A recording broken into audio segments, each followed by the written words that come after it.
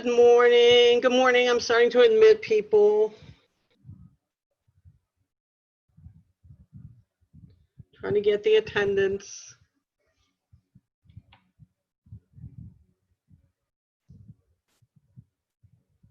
Morning, Maureen. Good morning. See if I've got everybody. Morning, Maureen. Good morning. Hard to believe this is our last week. Yeah.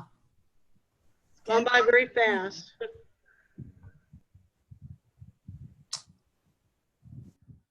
Okay, I'm waiting a few more minutes to see if I get a few more people.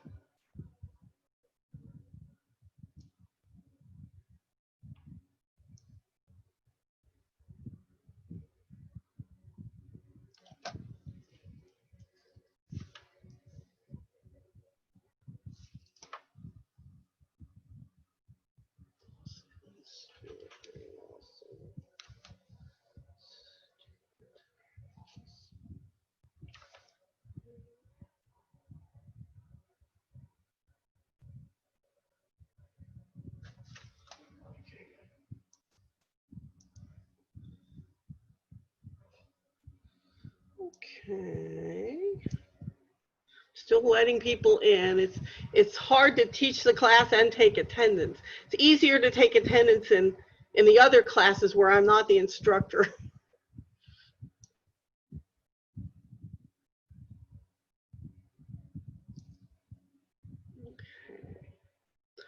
All right, well, I guess since it is 10:02, I will start with my little announcements.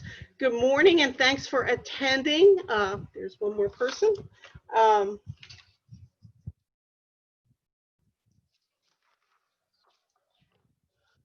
Appreciate you attending. If you missed a class, by next week for sure, all of the classes, all the 8 weeks should be up on the on-demand classes on our website. So, or if you want to review one, you can go back and look at those. And our China class is up there too. So if you didn't get to watch that one and you're interested, we are trying to record the classes and put them up on demand.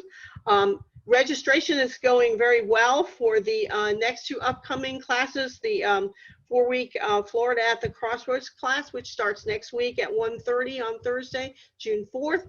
You can register online for that on our website, TallahasseeSeniorFoundation.org. If you have trouble registering, just email me and I can help you. And the same way, it's also going well for the Mars class, which starts on June 16th. That's a 3-week class. And if you are appreciating all of these wonderful online classes that we have, virtual classes in lifelong learning, and we also have fitness and art.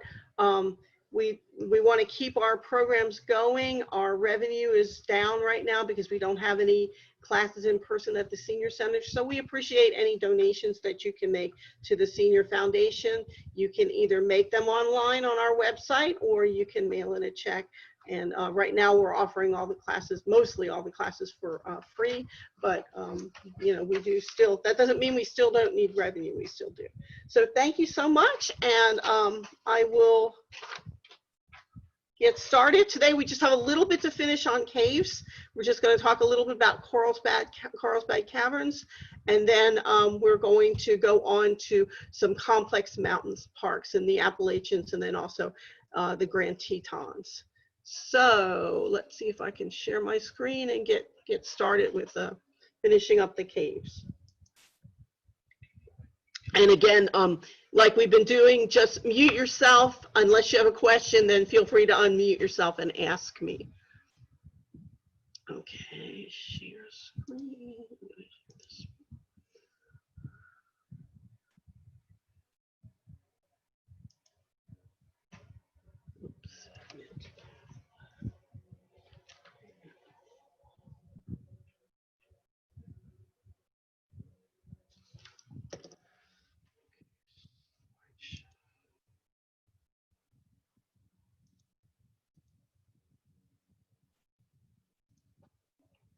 Okay, so we're talking about Carlsbad Caverns.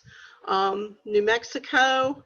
And that was the tectonic setting was a reef. It was, we talked last week a lot about the Permian Basin. So it was deposited in that Delaware Basin. Another person. That Delaware Basin during the Permian time. And it's a little bit different. It's not like what we talked about last week with Mammoth Cave and a lot of the other caves we have that were formed by carbonic acid from surface sources, you know, and then coming from the surface and causing the dissolution.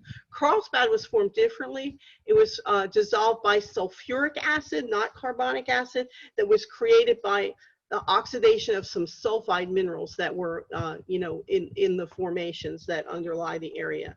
So that was a different type of acid. It's actually a stronger acid, and it's called a solution cavern. It was rather than an erosional cavern. It was dissolved by the limestone below the groundwater table. And there are very few karst features in this cave. There are some, but not that many, because it's a very arid region. The karst features that they have were formed back during the Pleistocene when it was more humid.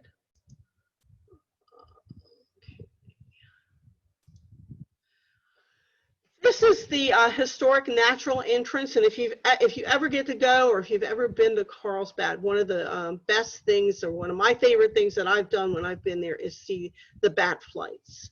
That's a huge attraction. You see them either in the evening when they come out of the cave, or in the morning when they enter the cave. I think many more people go in the evening, and that's the one I've seen. It's a really amazing sight to see all the bats swarming out of the cave. So that's a picture of the bat flight. They have actually like an amphitheater. You can sit there and watch it. It's really neat. And then I've got a few videos. The last one is a bat flight video. The other two are about the cave. So let's hope that they work. We'll keep our fingers crossed that the technology is good today, and we'll see.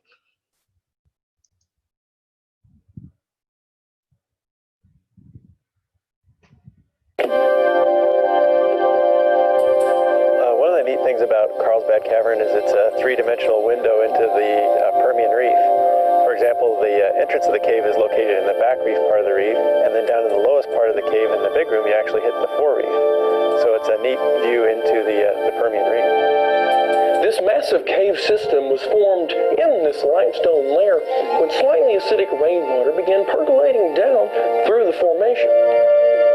It's believed that hydrogen sulfide gas from the petroleum deposits in the area mixed with rainwater to create the substance that makes the formation of these caverns so unique, sulfuric acid. That's a little bit different than the carbonic acid that forms most caves. Sulfuric acid is a much more aggressive acid. It's a stronger acid, and so it probably contributed to the very large rooms that we have here in Carlsbad Cavern. This process was aided by a natural network of fractures that run throughout the Capitan Reef. The National Park Service has actually used this fracture system for many of their trails, which allows us to walk through the cave more easily. These tours range from candlelight hikes to strenuous spelunking. But one of the most popular ways to see the great cave formations is on the Natural Entrance Tour. Get the gradual feel of walking down, eventually making your way into the cave, and finally making your way into the most scenic part, which is the big room. The centerpiece of the cave tour is the big room. The big room is the largest enclosed space in the Western Hemisphere. Over 14 football fields could fit inside it. It's over 600,000 square feet of space. An entire aircraft carrier could sit at its base and fit nicely within its bounds. The big room and natural entrance tour are also great ways to see some beautiful cave formations. There's stalactites hanging from the ceiling, stalagmites growing up from the floor. When they meet, you have columns. These well-known formations are due to the calcium carbonate mineral dissolved in the acidic water that flows through cracks and drips off the ceiling. Whenever water is on the ceiling and doesn't really have enough volume to fall to the floor, then the calcite will actually crystallize on the ceiling and sometimes make very ornate and beautiful formations. One of those examples of that type of formation is cave popcorn. Little popcorn-like crystals that can be seen growing in clusters, usually on the roofs of the cavern. Water can also flow in and out of the caves through fractures in the reef rock that were formed when the reef was uplifted and exposed. Not all of the cave's wonders are geologic in nature. Bats have a habit of roosting there every year, and the Carlsbad Caverns bat flight program is a big hit with visitors. Every evening, visitors will come to sit down and watch the bats fly out of the natural entrance. They come out of the cave in a counterclockwise spiral, and they need that counterclockwise spiral so they can gain enough momentum to get up over this wall here. And most of the majority of the bats that we have here at Carlsbad Caverns are the Mexican free-tailed bats. While the bats are only seasonal guests, the park's geology can be seen year-round in a variety of ways, like the Lower Caves tour. It's a little bit strenuous than you're walking down self-guided tour. You go down about 90 to 100 feet down. One part about 90 feet of ladder. We'll use our helmets and lights and all to get into that section. In the left-hand tunnel, caving by candlelight gives visitors a different kind of spelunking experience. It's a less strenuous tour where you get to use a candle lantern tour walking through, and also it's an undeveloped caving tour, so there's no paved trail, no lights through that section. So the only source of light that we use is the candle lantern through. Cave tours like these give visitors a unique look at the Permian Reef and over 250 million years of geologic history. A trip through this geological masterpiece is a trip that'll leave an impression on you for the rest of your life. Carlsbad Caverns is truly a big and beautiful piece of American landscape.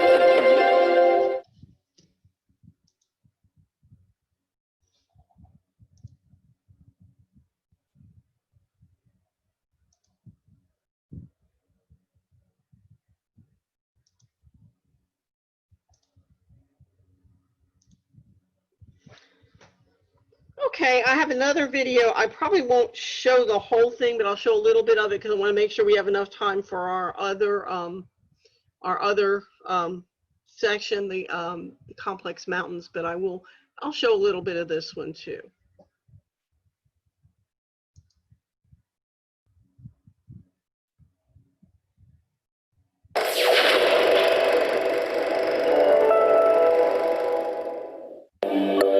Carlsbad Caverns is one of the world's most important natural caves. It was likely formed in part by acids from underground petroleum deposits.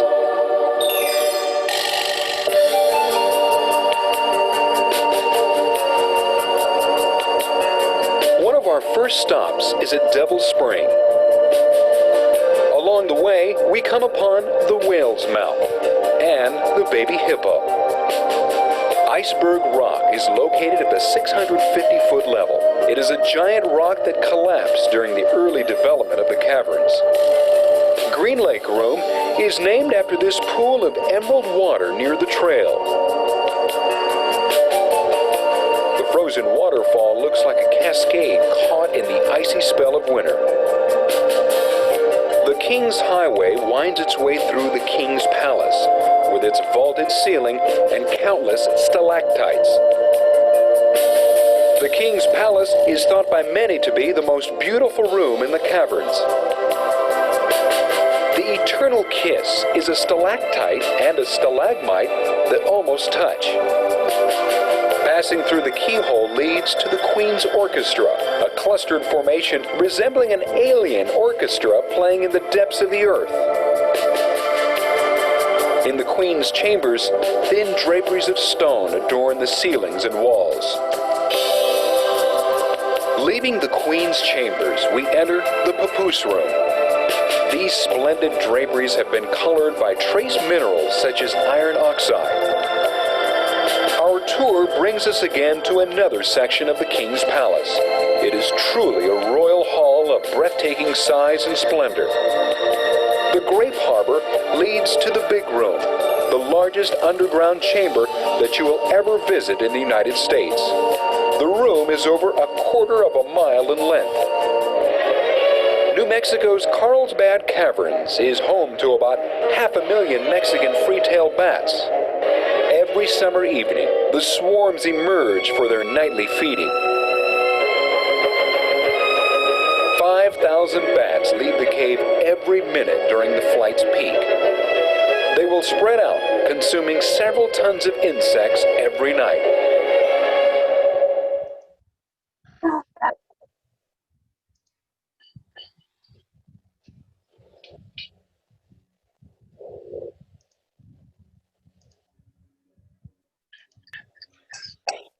I think I will skip the other bat flight video because the two videos did show the bat flight, and you can look that up. It doesn't have any words, it just has music. It's kind of neat. And we'll go into the cave features. The big room, which they talked about in the video, it covers 14 acres. It could hold 14 football fields. Obviously, that's how it got its name. Most large cave features or speleothems are not actively growing today, and they're actually in the process of drying out because, again, the area is very arid. During the Pleistocene, the climate was a lot more humid, and that's where when the cave formations formed. So it's especially really important in that cave, in all caves, but especially in that one, not to touch any of the formations when you go in there. They always tell you that. The oils on your fingers will stop the formation, and it'll be of the speleothem, and it'll be ruined, and those ones aren't even growing anymore. The cave passages extend through the massive reef limestone, and then the back reef and the fore reef, like we talked about last year. You actually can walk through all that when you're going through that cave.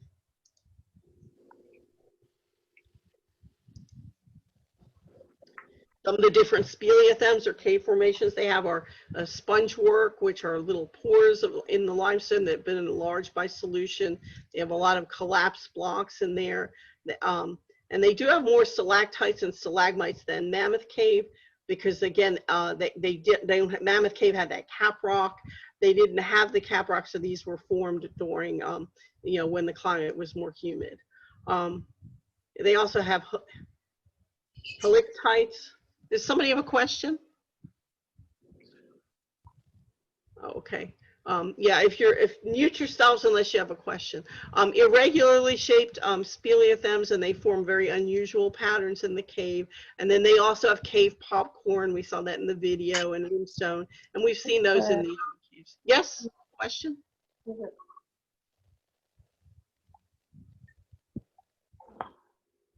Yeah, I can't hear it if somebody does. Okay, so that's some of those irregular halictites. Yeah. This is something just came on here, so we're going to share and go back to this and share.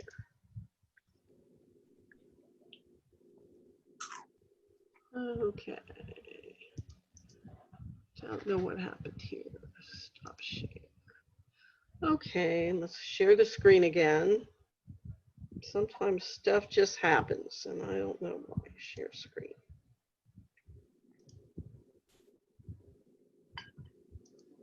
There it is. Okay. All right, there's the stalactites in the big room. And then these are some more stalactites, stalagmites, and columns. And then that's just the end of Carlsbad. That's just some pictures I put as a little collage. So we're going to finish with that. Anybody have any questions about caves? I think, make sure everybody's muted. Maureen, I have a question. Yes, go ahead. Doesn't the presence of people going through it affect how Yeah. it works? Yeah. Yeah, it definitely does. And they really are very strict about, like, they ask you questions now about even the things on your clothes and your boots, because it does affect it. Yeah, I think you get, you know, things in the air. They were telling us that, I think at Mammoth Cave, like even certain, you know, laundry detergents that are in people's, you know, clothes, that can get in the air and affect the cave. So yeah, it does. But there's such, you know, great things that they want people to see them. So they, you know, and it's really important not to touch anything. People can also bring diseases in on their boots and things for, you know, and that's been a problem with some of the bats. I think when we went to Mammoth Cave, they asked everybody if you've been to another cave recently and you wore the same boots, they asked you not to go in. So they're really, really careful about trying to protect them because they really are great natural wonders. Anything else? Okay, well, we're going to start our last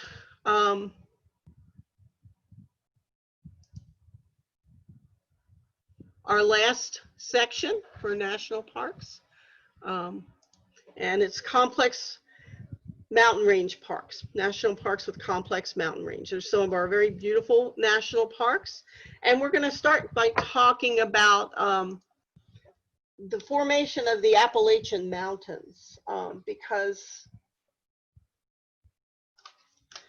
we're going to talk about Shenandoah National Park and Great Smoky Mountain National Park first. And they are in the Appalachian, and it's a very complex mountain range park. It's an ancient folded and thrust faulted mountain belt. It's the result of compressional forces of several different orogenies, or several different mountain building events. I'm going to show you this first video, and I want you to notice that the last part that it gets to is going to be when, you know, when Pangea was together.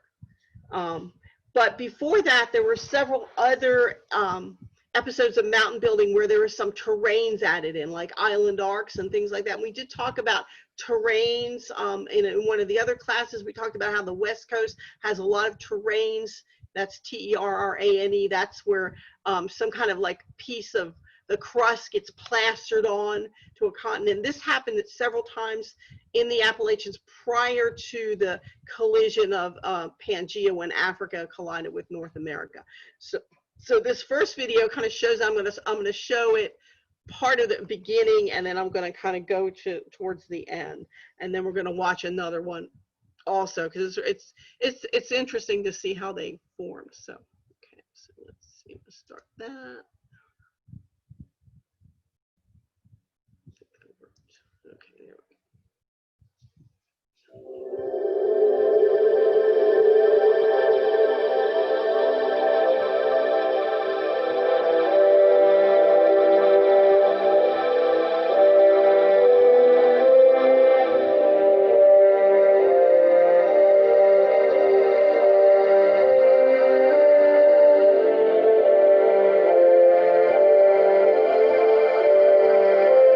This one doesn't have any real talking, so you just have to watch it. It has some captions. That's some very well known.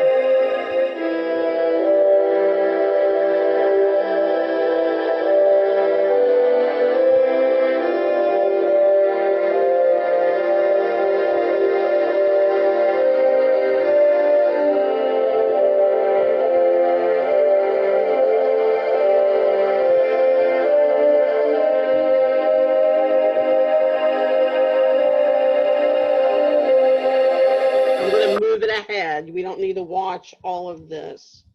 We're going to watch about. This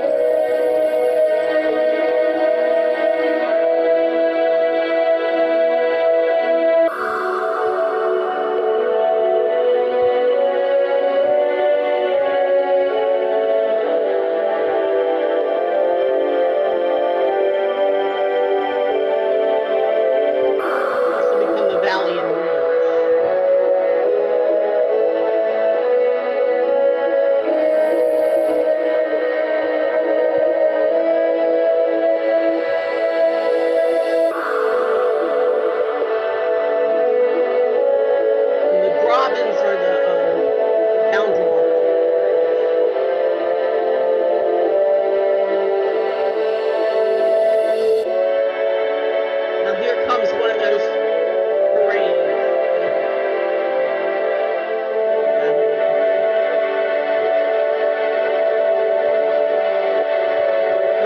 other terrain. That one was an island arc and it gets pushed up onto this.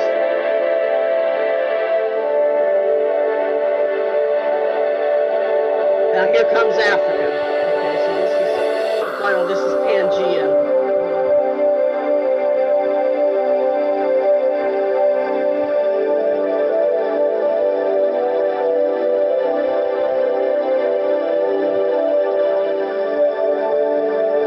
Part of Florida came from Africa too.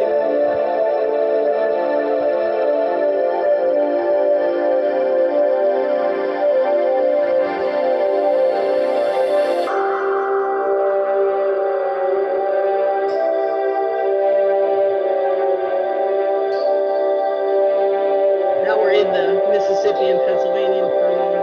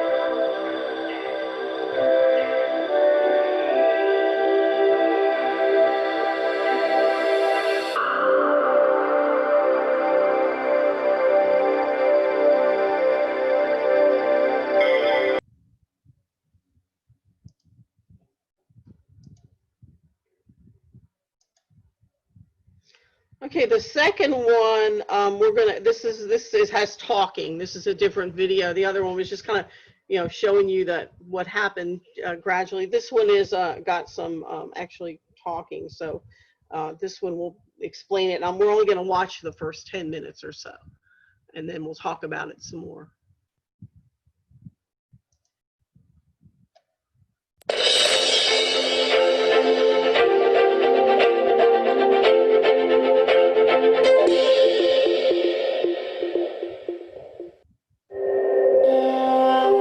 Mountain ranges fascinate human beings. They have for as long as people and mountains have been present on the planet. Early in the relationship, people sought to explain the mountain's existence. Their peaks hidden in the clouds, they were often thought to be home to deities, or were deities themselves. Creation legends developed. Cherokee Indian stories credit the Appalachian Mountains to the flight of a buzzard, its wings sculpting the valleys and leaving the mountains in high relief. The Himalayan mountains also have many creation legends. In one, the rugged landscape is the result of a massive struggle between deities that left the terrain scarred and broken. Today, scientific methods used by geologists explain mountain building quite differently. However, the evidence hidden in their slopes remains one of massive forces acting within the Earth. In this video, we'll examine these two mountain chains, the Appalachians and the Himalayas, from a geologist's perspective. Although half the globe separates them, and their outward surfaces could not appear more dissimilar, the forces that form them are the same and come from deep below. The age and structure of the Earth has intrigued humans for centuries. Early hypotheses to explain rock formations and composition could only be based on physical observation. Geology was not recognized as an independent scientific discipline until the middle of the 18th century. As the discipline developed, new methods to determine the composition of rocks and the way they were formed became known. The 20th century saw significant technological advances. The structure of the Earth was hypothesized by measuring reflected seismic waves from the interior. Scientists identified the outer and thinnest portion as the crust. Below the crust is the mantle. It is a solid, but intense pressure and heat makes it very plastic. Over time, it moves similar to putty. At the center is the core. It has a liquid outer portion and a ball of near solid iron at the center. Using the processes of radioactive decay, geoscientists now believe the Earth is 4.5 billion years old. Over that expanse of time, the appearance of the surface has constantly evolved. For the first half-billion years, volcanic activity dominated the surface. Gradually, it began to cool. Initially, geologists believed the cooling of the Earth's crust caused it to crumple and fold, creating the landforms. But in 1912, Alfred Wegener proposed the continental drift theory. It was based on the shapes of continents, common fossil records on different continents, and climatological data. Wegener's theory stated that continents had once been connected, but had separated. He could not explain what force moved them, and his concept was not accepted by everyone. Almost 50 years later, in 1960, Wegener's theory was supported when Harry Hess measured seafloor expansion and thus movement. This phenomenon, along with seismic evidence, supported the concept of pieces of the crust and upper mantle moving as large plates. The plate tectonic theory is that convection currents within the mantle move the floating plates slowly over time. 7 such tectonic plates hold the continents and the Pacific Ocean. There are many smaller plates around the globe. Plate boundaries are broadly determined by actively forming oceanic crust at oceanic ridges, and the places where oceanic crust is being destroyed or consumed through subduction. The mountain-building ability of plate movement is the force that created the Appalachian Mountains and is still pushing up the Himalayas today. The formation of mountain ranges by intense horizontal, then upward displacement of the Earth's crust is known as orogeny. Such mountains exhibit plastic folding, thrust faulting, and other compressional deformations. With the help of 2 University of Tennessee geologists, Drs. Bob Hatcher and Micah Jessup, we will see proof of the force at work. The Appalachian Mountains stretch from Canada to Alabama. Viewed from space, they resemble a wrinkled brow that runs in a northeast-southwest direction. The southern range in Tennessee and North Carolina averages about 3,000 feet in height. The highest point is 6,684 feet at Mount Mitchell, North Carolina.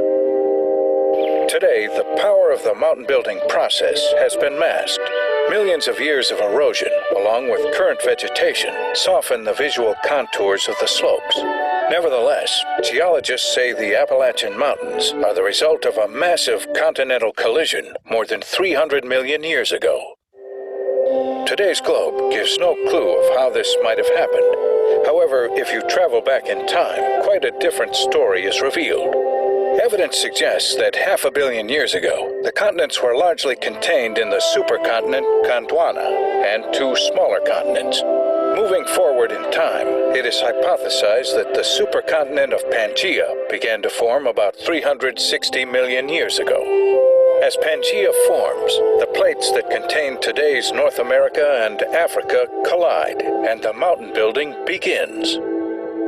As the 2 continental crusts are pushed against each other, layers of rocks begin to override other layers. The pressure also folds the rock layers. Faults are formed, and gigantic rock masses slide parallel to those fractures. Some masses move for hundreds of miles. More and more material is uplifted. Today, the continental crust beneath the mountain range is some of the deepest on Earth, measuring more than 30 miles in places. A second powerful force was shaping the Appalachians at the same time they were rising. Erosion. The power of wind, water, and time sculpted the outward surfaces we see today. Pangaea begins to break apart around 200 million years ago, and the image of today's globe starts to take shape. Bob Hatcher is a distinguished scientist and professor at the University of Tennessee. He was the first to apply concepts of plate tectonics to the southern Appalachians and has authored 9 books on the subject. His tectonic maps of the Appalachians have been used in subsequent international research. His work reflects many years of traversing great stretches of the Appalachian Mountains on foot. We will visit several sites Hatcher has chosen for evidence of continental collision in the Appalachians. Our first site is along the border of South Carolina and Georgia on the Chattooga River. We are located at Woodall Shoals on the Georgia-South Carolina border on the Chattooga River, which is a wild and scenic river. We are here because the rocks exposed in this very large exposure formed at depths of 10 to 12 miles in the crust some 360 million years ago.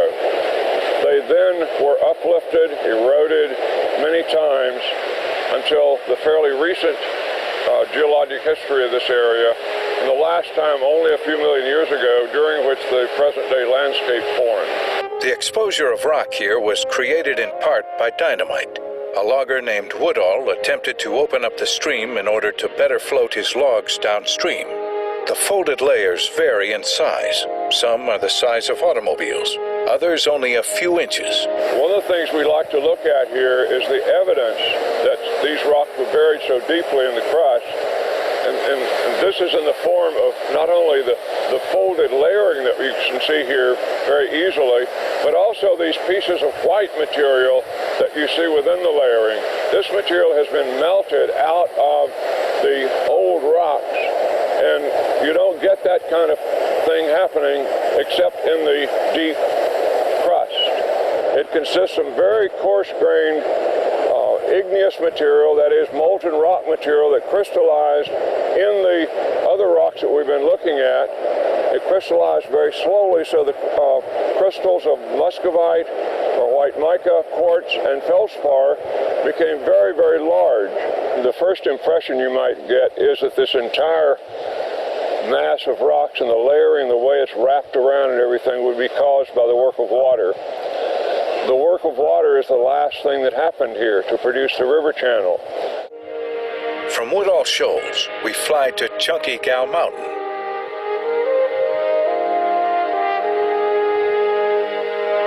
This road cut exposes a suture between microplates formed 460 million years ago. A suture is a type of fault that joins two crustal blocks that originated miles apart. These rocks and the suture are much older than the Appalachian Mountains, but contained within them.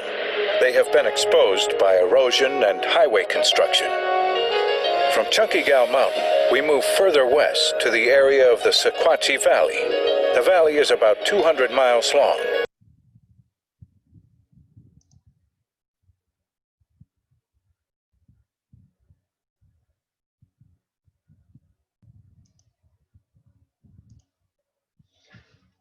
Okay, I'm going to stop there. That last area that he was showing you was an example of one of the terrains that had been added on, and it was exposed. That was prior to the collision of Africa and North America.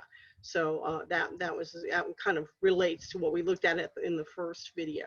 Now I want to start talking about the national parks in this area. So we'll start in the north and go to and talk about Shenandoah National Park, and then we'll go to Great Smoky Mountain.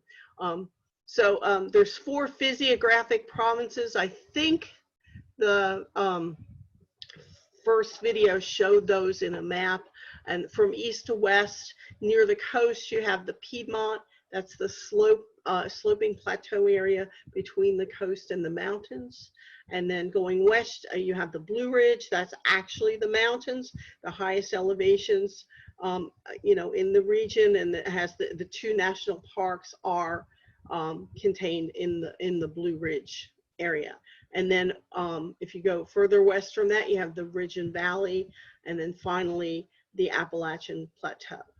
So that's your physiographic provinces. There's a map that shows, again, the Piedmont, and then the Blue Ridge, and then the Ridge and Valley, and the plateaus. If you look at the maps, when you're in the parks, you're actually in the Blue Ridge part.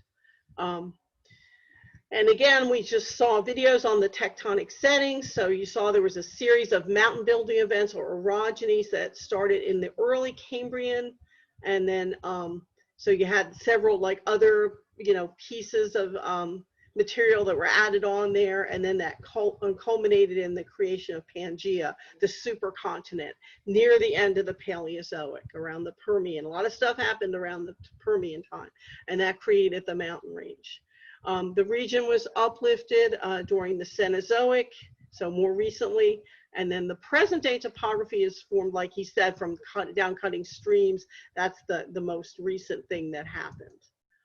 So there's your Pangaea together, there's your Africa and North America collision where you had the creation of the mountains. So in Shenandoah National Park, the dominant agent of erosion have been streams since the Paleozoic uplifted ended. Some of the formations, the bedrock, the very old basalt with columnar joining is the Catoctin, and then also the old rag granite or some of the basement bedrock. All through the Appalachians, you see a lot of evidence of metamorphism, and this area, the whole Appalachian Mountain Belt was experienced a huge amount of regional metamorphism during these orogenies or mountain building events. So the bedding was often obscured. You had a lot of folding and faulting, and then weathering, and then when you get to more modern times, weathering tended to occur along the joints in the rock, and those were areas that tend to be affected by weathering more. So I'm going to do a little review on metamorphism, since the Appalachian region,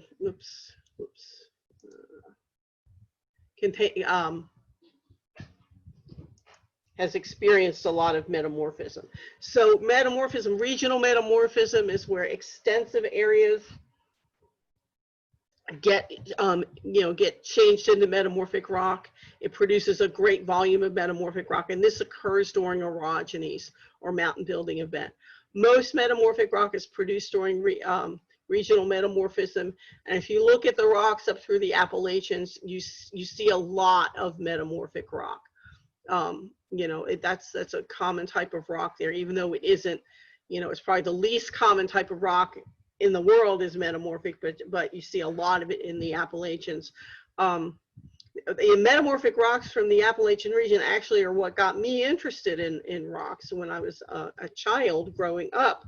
Our house had a lot of little outcrops of schist, which is a metamorphic rock. It's called the Wissahickon schist, and it's found in the Philadelphia area, which is where I grew up. And I was fascinated by it because it's a very shiny rock. It's foliated, and you can peel off pieces of the white, the light colored mica, like the guy was showing in the video. And I would play with it and peel it and wonder, well, why does this peel? And I went to the library, got a book on rocks, and that's how I got interested in rocks, being, a very young child. I think I was about 8 when I started getting interested in rocks, and that was from the metamorphic rocks in the Appalachian region where I lived. So I just thought they were pretty and shiny and wondered how they got that way. And then the other type of metamorphism is on a very small scale. It's contact metamorphism, and the molten material, if you have like magma that's moving up, it will the magma will cook or bake the surrounding rocks and change the minerals. But in the Appalachians, we're talking primarily about regional metamorphism. The area contains numerous asymmetrical folds and then also faults. That the compressional forces formed a lot of, caused a lot of folding during that time that you had the continents colliding, and the faults tend to trend northeast to southwest, and they're quite visible in the southern section of the Shenandoah Park. Compressive forces also cause thrust faulting, and that's the most important structural feature in the park. And that's where you have older rocks that are pushed up over younger rocks with thrust faulting. We saw some of that in, we talked about the Lewis thrust fault in Glacier National Park. And so if you look at a cross section of the rocks in the northern Blue Ridge and Shenandoah National Park, you can really see the complex geology. How, you know, you can see some of the folds, and then this is a, you know, thrust fault, another thrust fault, where you're getting older rock pushed up over younger rocks, you know, in the midst of all this folding. So it's very, very complicated. And this is a NASA satellite image of the folded rock, so you can actually see the folding, the anticlines and the synclines. And then this is another cross section, and they've drawn in some of the area that's eroded away. This is it's showing you a thrust fault here. And then there's, you know, where some of the, you know, some of the older rocks have been pushed over some of the younger sedimentary rocks. And then also the overturned anticline. The anticline has been, you know, compressed and pushed over, and then part of it is, of course, eroded away. So they've kind of drawn it in there for you. So during the Appalachians, about 300 million years ago, they had ancient crystalline rocks of the Blue Ridge were broken off the main part of the North American crust and shoved up to the west, like here, over the much younger sedimentary rocks. And that's a thrust fault, and that's caused again by compressional forces. In general, the structure of the Blue Ridge is a lopsided, overturned fold that's lopsided towards the west, and the fold is detached from its actual roots by the thrust faulting. So that Blue Ridge thrust, very, very large thrust fault. And that's the kind of thing you get with compressional forces. You get the folding and then also the thrust faulting, the low angle thrust faulting. And then this is a kind of a neat picture. It shows you a satellite view, the Massanutten, and then of the Massanutten syncline, and then they've drawn it what it looks like, you know, in a cross section below the surface. So that would be the syncline right there, what the rocks look like, and then that's what it looks like from the top view. And then that's another view of the park from Stony Man Mountain. This is a beautiful park. When I went to college in the Philadelphia area, we used to do some of our college geology field trips were to this park because it was closed, and go camping there, and it's very beautiful. Okay, and then any questions about Shenandoah? People still there? Can you hear me? Hear you. Oh, Yes. good. Okay. Because sometimes I feel like I'm talking. Sometimes I feel like I'm talking to nobody. Oh no, we're listening hard. Okay, good, good. Yeah, we're still here. Okay. So one of my favorite parks, because it is close to Tallahassee, it's pretty close. You can drive there in a day, is Great Smoky Mountains National Park. And we love to go up to this area. Sometimes we just go to the Blue Ridge in North Georgia, or we go up to North Carolina and go to the mountains here. And I know it's a very popular vacation area for people from here. And it's actually the most visited national park, over 10 million visitors a year, because it's so close to so many highly populated areas. But it's a beautiful area to visit. You know, the park's on the Tennessee-North Carolina border. The tectonic setting is the same as the Shenandoah. It's the ancient folded and thrust faulted Appalachian mountain belt. It's got mist or fog in the air that combines with the rising vapors, and that creates the smoky area. It's the mist or fog, it's in the air, and the vapors and the resins from the plant oils in the trees, and that creates the appearance of the smoke that you see in the Smoky Mountains.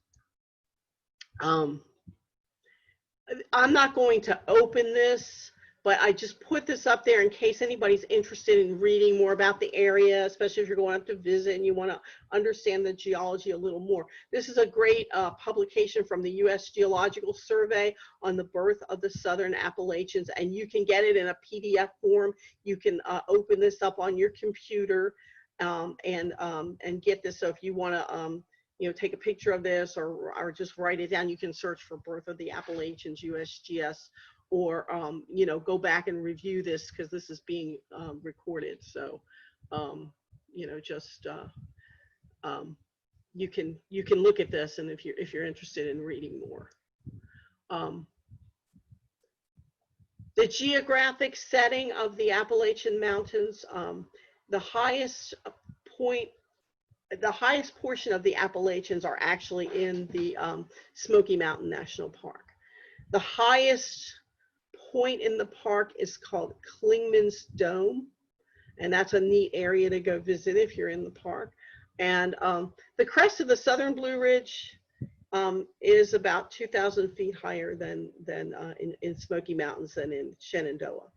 So this is Clingman's Dome. It's kind of a, I don't think this is a particularly attractive structure to view it in, but that's what you do. You walk up this ramp. So I'm sure some of you have been there, and the way to look, it's not the most attractive thing, but you can get a good view up there on a clear day, and you kind of see the smoke of the Smoky Mountains. And then that's what it looks like when you're not looking at the picture without that structure. Now, and they mentioned this in the video,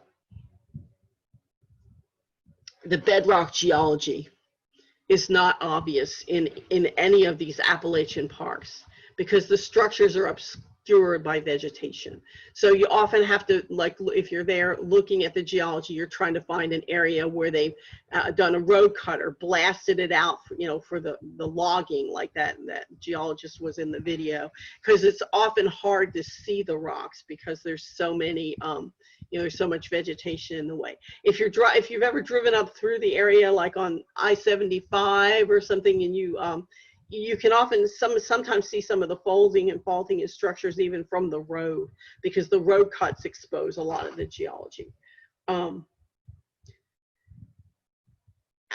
Appalachian and Pleistocene, or the Alpine and Pleistocene glaciers did not extend to the southern Appalachians. The glaciers did not get that far south. So the appearance of the mountains is actually just a result of weathering over millions of years in a warm, humid, temperate climate, which is what we have in this area.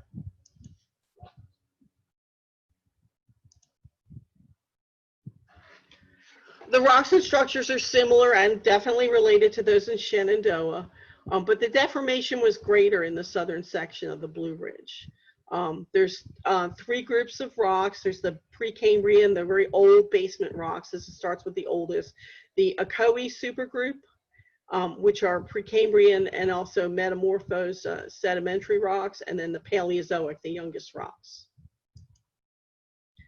And again, folding and faulting in the area, intense metamorphism produced very complex intersecting folds. Some of the folds are very large. You can see some of the folds like from the satellite view, but there's also rocks that have very, very tiny folds in them that you can also, actually see the folding in the individual rocks themselves. And most of the folds trend northeast, southwest. There are three major thrust fault systems. Again, the compressional forces with the colliding of the continents causes folding, and then it also causes thrust faulting. Older rocks get thrust and pushed up over younger rocks. So there's three major thrust fault systems. Those strong compressive forces thrust those old Ocoee rocks as much as 100 miles northwest over the younger rocks. That creates complex geology. So this is a northwest southeast cross section through the Great Smoky Mountains. The rocks beneath the Great Smoky Mountain Fault are Paleozoic, right here. And then the rocks between the Great Smoky Mountain Fault and the Greenbrier Fault are Precambrian, the Ocoee supergroup, and the rocks beneath the Greenbrier Fault right here are Precambrian basement rocks, so that's even older. The region has undergone complex, intense compression, so you can see the folding in the rocks, and then also the relative movement of the faults. These are all thrust faults. I think this is much more compressed, the video, than than it really, it's not to scale. I mean, the cross section is not just really the scale. These are much lower angle faults than it's shown, but it's undergone intense compression and movement along these faults, and again they thrust older rocks over younger rocks. All right, this is a really neat part of the park, and I'm sure that some of you have been there. And it's one of my favorite places to visit in the national park because it's got it's actually like a window. It's got a window into the history of the settlement in the area, and then also a window in the geology. So it's the area called CADES Cove. And if you've never visited it, the next time you go up there, when you up there, I would highly recommend visiting this area. CADES Cove has a lot of history and a lot of really cool geology associated with it, and to me that's great because I love geology and I also like history a lot. So two combined, you can't go wrong.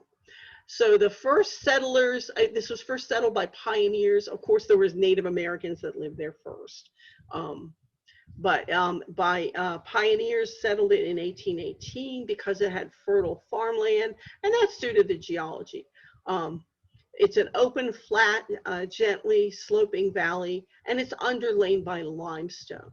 And the reason why it's so significant geologically is it's called a window, or the other geologic term for a window into the thrust sheet is a fenster. So it's a window or fenster into the thrust sheet. It's an eroded area of the thrust sheet that actually exposes the younger rocks that were beneath the older rocks.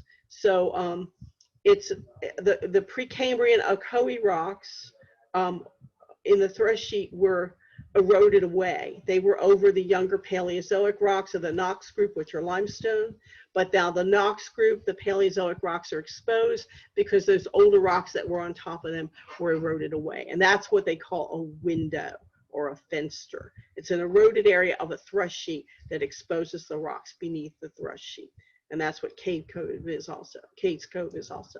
It's a very significant area. So the geology of the area is complicated because the older rock is on top of the younger rock. And CADES Cove is the region where the older rock has been eroded away. So it's a type of valley known as a geologic window or fenster.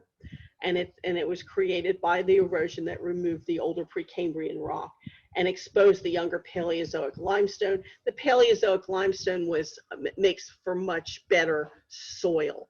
And so that's why it's more fertile farmland than other areas that have that Precambrian sandstone, not as good for making soil. So that makes it a very fertile area, and that's why it was settled. Now, I've got a little video here on CADES Cove. It's more like a touristy video, but it tells you a little about it, and it shows you some of the beautiful things in the area. It's kind of neat to watch, and it's pretty short. So I'm going to show that.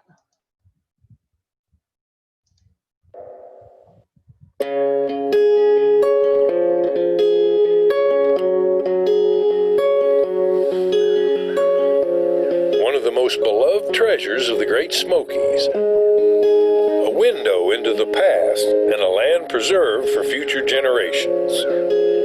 CADES Cove is a place where nature and history are on display, where beauty is around every curve of the road or bend in the trail, where the spirit of a community that once thrived here gives all who visit the feeling that they have come home. Hi, I'm Valerie Polk, filmmaker for Great Smoky Mountains Association. I'm happy to announce that our latest film in the Smoky Mountain Explorer series is now available. Film 5, A Place Called CADES Cove, is the result of years of filming, hours of sorting through historical photos, precious time spent with former residents, and conversations with park staff and other experts. In CADES Cove, we can see a glimpse of what was lost as we reflect on the people who made their lives here before the park was established. And we can experience what has been gained through the effort to preserve and protect this land. Listen to voices raised in song at a shape note singing in the Primitive Baptist Church. Explore the rich history and marvelous azaleas of Gregory Bald. Learn what life was like when CADES Cove was a thriving community. Watch the rhythmic water spilling over the giant wheel at Cable Mill as it did over 140 years ago. And witness the glory and grandeur of this majestic landscape and its wild residents. place called CADES Cove tells the story of life and community, of the establishment of the national park, and of a living landscape where nature and history share the spotlight. I hope you enjoy our film, A Place Called CADES Cove.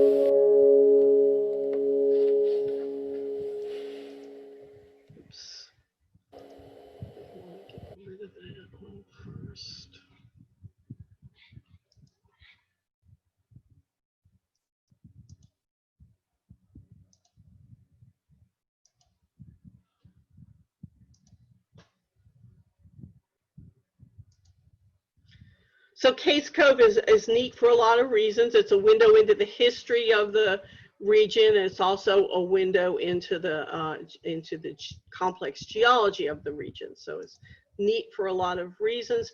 This is a geologic cross-section through Cades Cove from northwest to southeast. And you can see this is the region. So you had the thrust fault and you had the older rocks that were thrust over it, and they are now eroded away. So the limestone right here is exposed, and that made for more fertile soil, which made it a good place to settle. And when you visit there, it's really neat. You can drive around and stop at the different places. You can stop at the grist mill. You can stop at some of the different old houses and churches and schools, and look at the, that have been preserved, and look at the way life was back, when the pioneers settled it. This is some other folded rocks. Like I said, the folds are on large scale and then also small scale, and you can stop and look at them in outcrops. This is a beautiful hike that I've taken in the Smoky Mountains in Laurel Falls. It's a nice short hike. There's lots of waterfalls also in this region. And then that's one of my favorite views. I love to look at the, you can really see why it's called the Blue Ridge and why it's called the Smoky Mountains with that smoke. And I just think that's such a beautiful, peaceful view. One of my favorite places to visit is, again, the blue haze again of the Smokies. And then the Appalachian Trail goes through this area. So if you want to hike the Appalachian Trail, you can hike a very short part of it. We've done little parts of it, never the whole thing. But, and it tells you, if you really want to hike the whole thing, you can start here in the park and hike to Maine. It's only 1,972. I guess that's miles. It might be kilometers. I don't know. But yeah, so, but you can hike parts of it through the park. Any questions about the Appalachians before we move to the west and go to our last park, which will be the Grand Teton National Park? Yes, I have a question. Okay. Hello? Okay. Yeah, I hear you. As you go north in the Appalachian Mountains, how does that long history change? Is it pretty much the same all the way up to Maine, or are the Yes, it is. And it's the same. There's more deformation in the southern part. For some reason, the compression was more, the forces were stronger there. And then when you go up into New England, you can actually see more of the more evidence of the earlier orogenies are exposed. Like some of those terrains that, we looked at in that first little video that didn't have any talking, just the sound. So there's some of that is more, the older mountain building is exposed more. It was all the same forces, they were just stronger in the southern part. Did I answer your question? And also you had more glacial activity in the north. So is there more exposure of the actual folds in that in the north because of the glaciers? I don't think so, because the glaciers also deposited a lot of stuff on tops. There's a lot of glacial sediment and moraine, and they did erode parts of it, but then they also deposit it. So I'm not sure if that's the reason why there might be a little more of the older stuff exposed. Maybe that's why, but I also think there's a lot of it covered up by glacial deposition. Thank you, that's helpful. Okay, anything else? Yes, I know erosion will continue to happen, it just does, but what about the actual earth movements? Is it the orogeny you're talking about? Does that keep on happening? Every so often, at least in the last 20 years since I've lived in this area, I've heard of like an earthquake, and then you don't hear anything more about it. Is this still part of the Earth movement, or is it all? Yeah, that's actually a great question. And you could see in a lot of those cross sections all of the old buried faults that have occurred from that orogeny. The orogeny isn't happening anymore, but the faults are still there. And sometimes those old buried faults move. And so, yeah, we do get earthquakes on the East Coast, even though it's a fairly tectonically stable area. It's, you know, it is a tectonically stable area because it's not, you know, it's not like the West Coast where we actually have, you know, subduction happening, but those old faults are still there and they still move. So that's a great question. That's why we get a lot of earthquake activity there sometimes. Right. Thank you. You're welcome. Anything else? Yeah, just a comment, and I forgot now what year it was, but it didn't seem to be that long ago. They had an earthquake that did some structural damage to the Washington Monument and the Right. National Cathedral in Washington, D.C. Yeah. I don't recall what year that was. It was, yeah, you're right. I don't remember what year it was either, but it was maybe just like 4 years ago or so. Yeah, I remember my sister lives in New Jersey and she actually felt that earthquake at her work. So it was carried pretty far, you know, they felt it a long way. Yeah, but I don't remember what year it was either, but that was in the Washington, D.C., Virginia area. I believe the fault was in that, you know, Virginia area of one of those fault movement, and the earthquake, you know, the waves got carried pretty far and people felt it. So, yes. All right, well, if there's no more questions, we're going to get into our last part, which is Maureen, yes. another comment. I just asked Alexa. It was August of 2011 that the earthquake. Oh, that was longer Earthquake ago in than I Washington, D.C. thought. I said 4 years ago. It's more like Yeah. 9 years ago. Time Yeah. just flies. Thank you. Thank you for looking that up.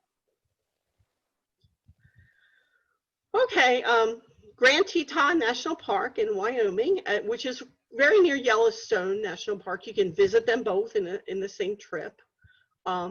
And now we're going to go into the Rocky Mountains and talk again about the Rocky Mountains, which are much younger than the Appalachians, but they also formed during a period of intense tectonic activity. And there were 3 mountain building episodes in the area between the Jurassic and Cenozoic. We've talked about the Laramide orogeny several times because that has affected several of the regions that we've already talked about. And we've already mentioned this, so I'll go over this again briefly to refresh your memories. That was a fairly recent orogeny, much more recent than, you know, the one that happened in you know, for the Appalachians in the Paleozoic. This was the early Eocene, which was only 70 to 40 million years ago, recently geologically, and that's what raised the present-day Rockies. And they're much higher than the Appalachians because they haven't had as long of a period of time to undergo erosion. And we've already talked about this, but I'll go over it again, that you know, it was a geologic puzzle for a while. You know, during the last half of the Mesozoic, Western North America had repeated plate collisions and subduction. And normally mountain building occurs pretty close to the subduction zone, only about 200 to 400 miles inland from that trench or that subduction zone. But the Rockies are, you know, hundreds of miles further inland. So, you know, people wondered, well, that, you know, and I remember wondering this myself when I first learned about plate tectonics and, you know, was learning, you know, geology in college, thinking, well, the Rockies are so much farther from the coast, that doesn't seem to make sense. But they explain that by, and we've talked about this already, you know, a typical subduction zone causes the mountain building to occur just a little bit inland, just a few hundred miles inland. You know, like we have with the Andes Mountains. That's a good example of that. That's a subduction of the Nazca Plate under the South American Plate, and they're pretty close to the coast. That's normally what you get. But with the Rockies, it was a very unusually subducting slab. It was a low angle subduction. So during the growth of the Rocky Mountains, the angle was flattened, and it moved the focus of the mountain building and the melting much farther inland. So it was a much shallower angle of the subducting plate. It increased the friction and other interactions, and you had thrust faulting again, and building of that high range of mountains. So that's what it looked like. Instead of the high angle subduction where you would get the mountains here, you're getting the low angle subduction where they're much farther inland, and that's how we explain the Rocky Mountains. And then the Grand Tetons are the youngest mountains in the Rocky Mountain system. They're very, very beautiful area. So at the end of the Laramide orogeny, the North American plate started to, instead of having that compression anymore, it started to relax and stretch out and spread out. And instead of having compressional forces, which was occurring all during the Laramide orogeny, at the end you had this extensional forces, and that created what's known as the basin and range area that stretches from the Grand Tetons to the Sierra Nevada. So you got alternating mountain ranges, which are called horsts, and the valleys, which are called grabens. So that's the basin and range.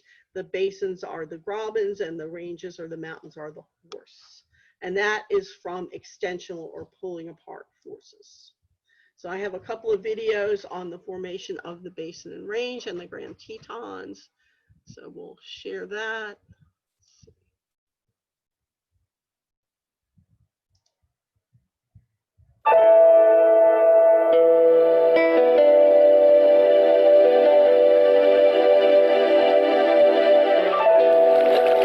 During the Paleozoic era, 550 million to 245 million years ago, the Great Basin amassed bedrock thousands of feet thick.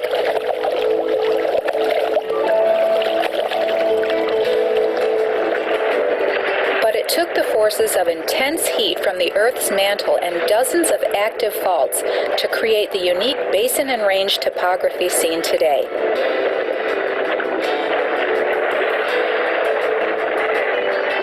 Starting about 43 million years ago, during the Tertiary period, volcanic eruptions spewed lava and ash across the Great Basin, creating volcanic fields. You can see volcanic remnants today east of the park near Delta, Utah.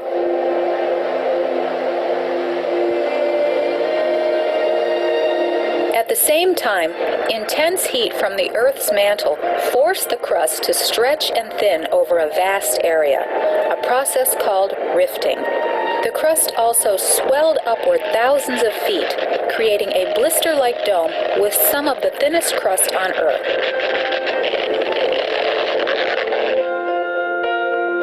Over time, the east-west stretching cracked the dome, producing north-south trending faults.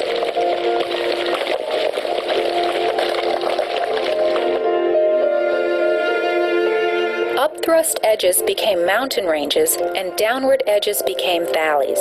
The Great Basin landscape was transformed into a distinctive pattern: basin, range, basin, range, basin, range.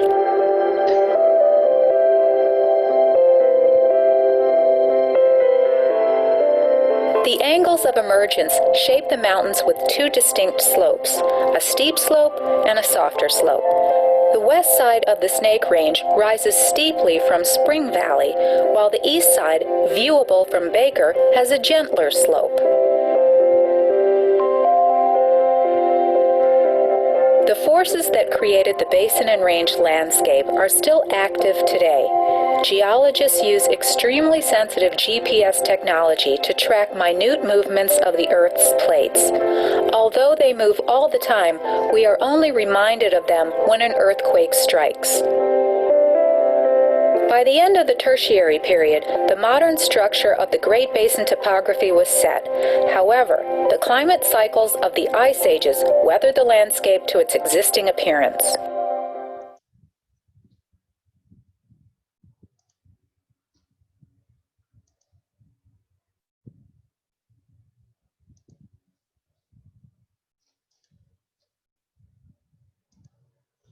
Okay, I have one more short video.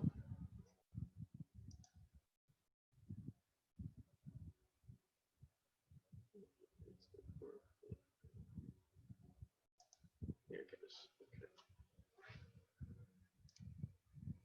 This animation compresses 3 billion years of geologic history into 1.5 minutes. It provides a glimpse of powerful geologic forces that have shaped this landscape. Notice today's view before the world spins back in time. As you journey back to the present, watch the changes unfold. The timeline and subtitles provide the narrative to this story.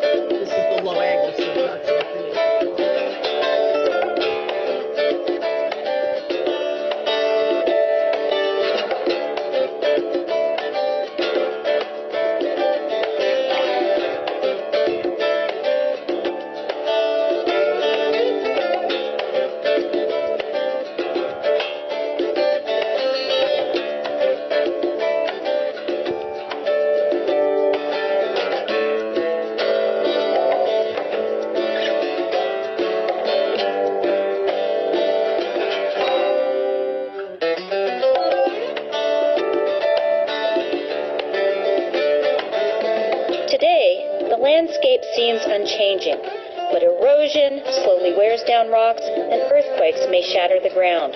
Watch for signs of change in Grand Teton National Park.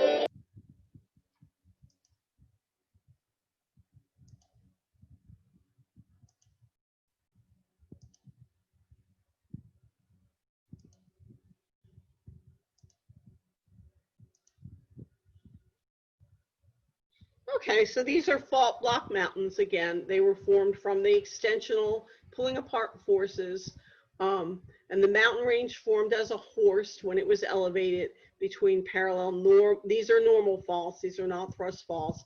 Normal faults are from extensional forces, and so there's your upthrown block or your horst, and then there's your downthrown block, fault block or graben. Basin and range. They mentioned that the Teton Fault is the main fault in the Teton National Park. If you go to Jackson Hole, and a lot of times people like to stay in Jackson Hole, and when you fly into this area, that's where you fly in. You are in the basin or the graben area, and there's about a 30,000 foot throw between that and the horst or the range of the Teton Mountains. This is Jackson Lake. It's a beautiful area in Grand Teton National Park. And again, this is a park, if you ever visit Yellowstone, I recommend spending at least a few days in this park too. It's an absolutely stunning scenic area and different scenery than you get in Yellowstone. You get the high, glacier capped mountains. This is Jackson Lake again in the park. It's the largest lake in the park, and it's formed by, by the glaciers. It's a deep depression that was scoured out by glacial ice during the Pleistocene. And then you can also, another neat thing to do in the area is you can go on a rafting or on a float trip on the Snake River. And you can look at the beautiful Tetons, and you really see the characteristic of these. These are very young mountains. They're not, terribly eroded, and much different character than, the mountain ranges that we looked at earlier in the Appalachians, which are quite old and quite eroded. One of the neat geologic features in the Grand Tetons National Park is Mount Moran. And Mount Moran has a diabase dike, which is right here, and it is actually another example of an unconformity, another great unconformity. Remember, we looked at one of those in the Grand Canyon. The diabase dike is right here, and then that is touching the Flathead sandstone, which is a younger Cambrian sedimentary rock. So, Marie, Yes. Question about Jackson Hole, more about the name. Do you have any idea who Jackson was? And it's, as for being a hole, is it like surrounded by mountains, and then where Yes. does the hole come from? I don't know how it got its name, but Jackson Hole is the basin of the basin and range in that area. So it is the graben or the low area, the drop down area. I don't know who Jackson is. I don't know if anybody else knows that. Feel free to share. Thank you. Somebody can look it up or ask Alexa if you want. We can find that out. Yeah. Yeah, this is an unconformity, and then there's also glacier things. So I'm going to show a video on Mount Moran because it's one of the really characteristic geologic features of the area. So let's get this one. Jackson got its name from an early trapper. Oh, okay. David Jackson.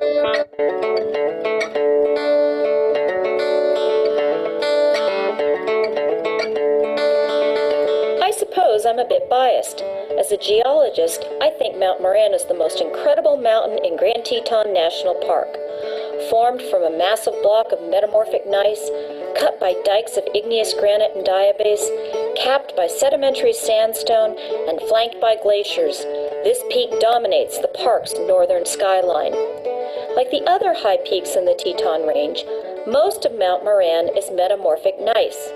This rock formed when two continents collided almost 3 billion years ago, much like India and Asia are colliding to form the Himalayan range today. With burial, heat and pressure transform or metamorphose sediments and volcanic debris into layered gneiss. White layers, rich in quartz and feldspar, alternate with black layers, rich in biotite mica and hornblende, to produce this zebra-striped rock. Look closely to see light-colored stripes slicing across the gneiss. These are veins or dikes of igneous granite. As these ancient continents collided, part of the crust melted, and magma squeezed into cracks, crystallizing around 2.5 billion years ago. Even though the minerals in granite are the same as gneiss, granite is speckled because of its molten origin rather than layered. It's hard to miss the 200-foot wide vertical black dike that transects the face of Mount Moran. This igneous dike is made of diabase.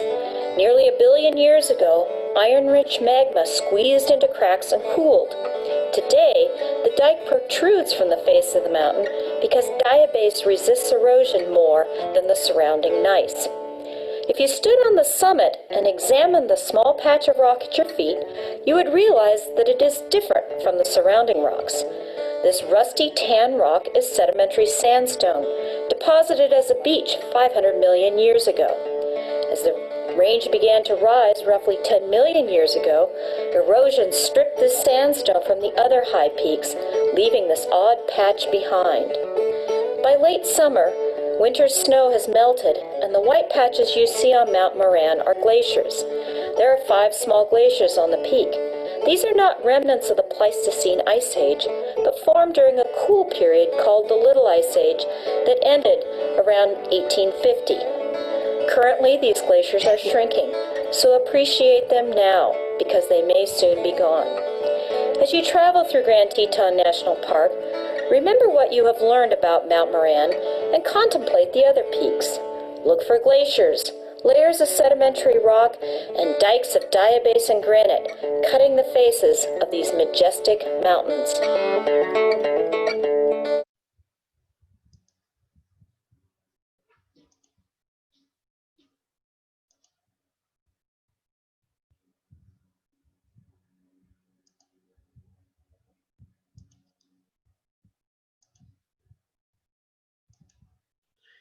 Okay, just a couple other the pictures of Grand Tetons. This is a picture that I took of a moose there. Moose are pretty hard to spot, so when you see one, you want to get a picture. And this is actually in the town of Moose. There's a town called Moose in the Grand Tetons. This is right near the town, and Moose was just standing in the river. There's also a beautiful chapel, little tiny chapel in the Grand Tetons with this glass window that you can just go in and get a beautiful view of the mountains and a lovely photo from there.